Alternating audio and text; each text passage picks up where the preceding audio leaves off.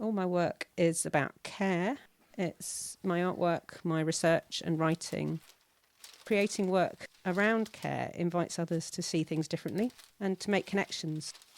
Things like noticing the gaps, the missing things, the untold stories, and the inner worlds of emotions and experiences. Every artist has a unique voice. Every life experience creates a different way of seeing the world. But for me, what I've noticed about myself and my own practice is that noticing the curiosity and connection creates care.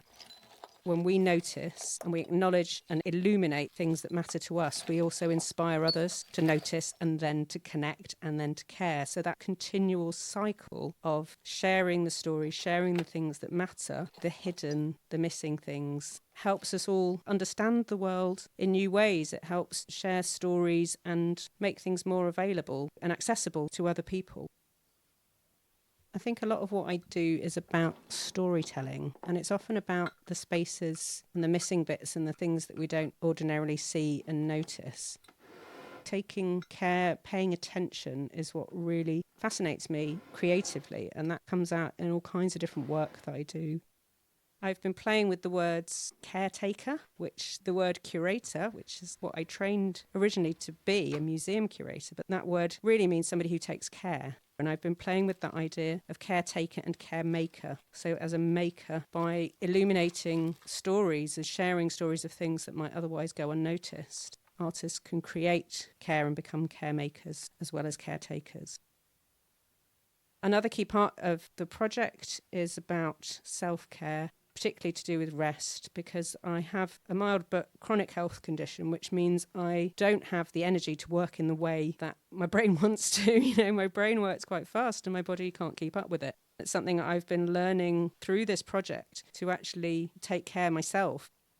By sharing that element of my life helps create a culture of care around my own practice. And again, it's about noticing, and that's about noticing and acknowledging the things that we don't necessarily want to notice. It's taken me a long time to notice and acknowledge and accept and to share that aspect of my life.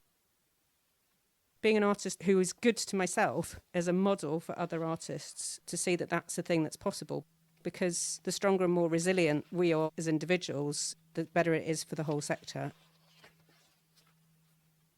The thread that connects all of my ideas are care, curiosity, creativity, and connection. I think artists create connections through our ideas and our making. My practice is all about that connection. So that's the connection with things that I care about and with other people. I'm interested in valuing ideas, process, research, and thinking as much as product or outcome, which is kind of invisible but valuable work.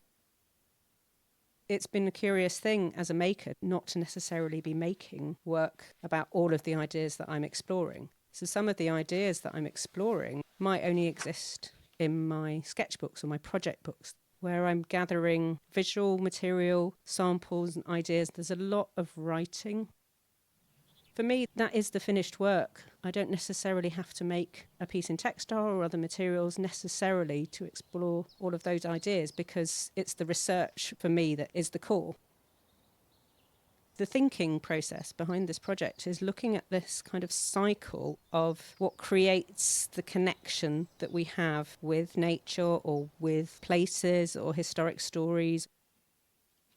Just being in wild and natural spaces is a really inspirational and creative thing for me. It always sparks lots of ideas, but also it's deep rest as well, which is really necessary for me to actually slow down, look at the distance and just go one step at a time.